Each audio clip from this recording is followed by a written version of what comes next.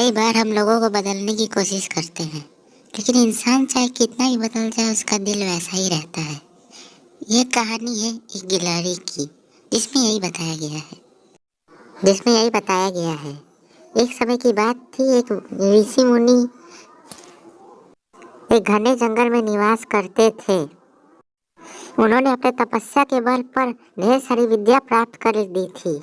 एक बार जब वो पेड़ के नीचे बैठकर ध्यान कर रहे थे, तभी ऊपर से एक गिलहरी गिर गई।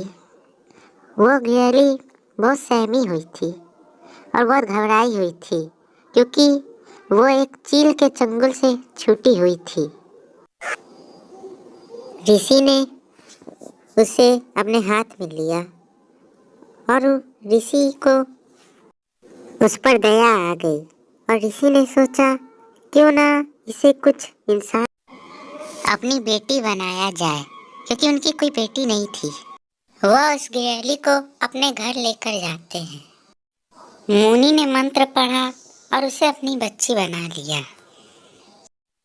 वह उसे अपने घर लेकर गए और अपनी पत्नी को दिखाया और बोले, लो, अब इसे अपनी बेटी मानकर ही पालना। सोच लो कि भगवान ने तुम्हारी सुन ली।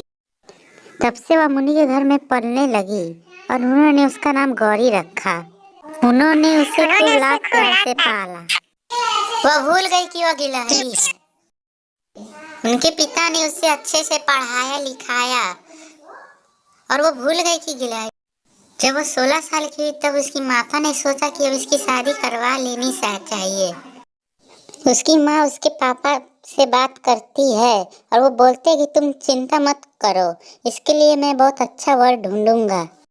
फिर उसके बाद वह सूर्य भगवान का ध्यान करते हैं और सूर्य भगवान प्रकट होते हैं। वह उनसे सारी बात कहते हैं, तो सूर्य भगवान कहते हैं कि अगर आपको बेटी को कोई ऐतराज ना हो तो मैं उससे शादी कर लूँगा। आप एक बार अपनी बेटी से पूछ लीजिए।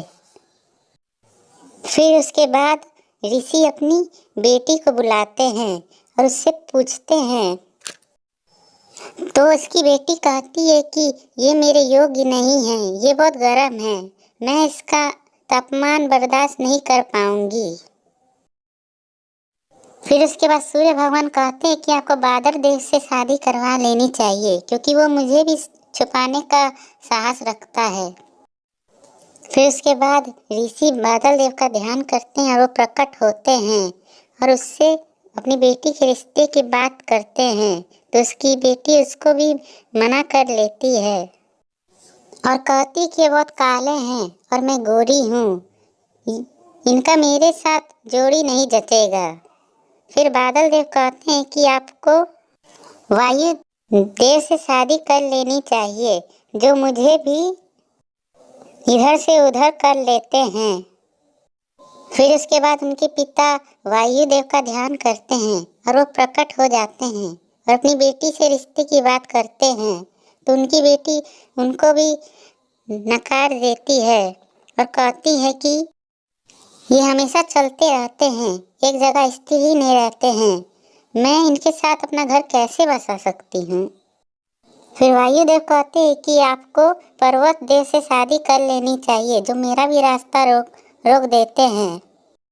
फिर उसके बाद उनके पिता पर्वत देव का ध्यान करते हैं और पर्वत देव प्रकट होते हैं और उनसे अपनी बेटी के रिश्ते की बात करते हैं।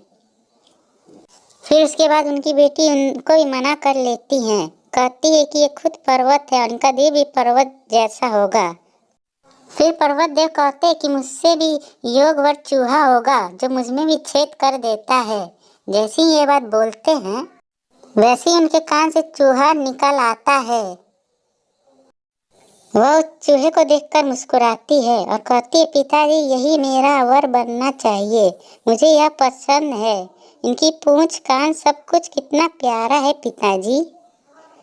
ये वो बात। फिर इसी सोचते हैं कि ये बड़ी हो गई है, लेकिन इसका दिल अभी भी गिलहरी जैसा है, और उसे मंत्र पढ़ के फिर से गिलहरी बना देते हैं और उसकी शादी चूहे से करवा देते हैं। और फिर उसके बाद वो लोग खुशी खुशी रहने लगते हैं। इस कहानी से हमें ये शिक्षा मिलती है कि इंसान बदल सकता है, लेकिन उसका दिल नहीं बदल सकता है। वीडियो अच्छी लगी हो तो चैनल को लाइक शेयर और सब्सक्राइब जरूर कीजिएगा।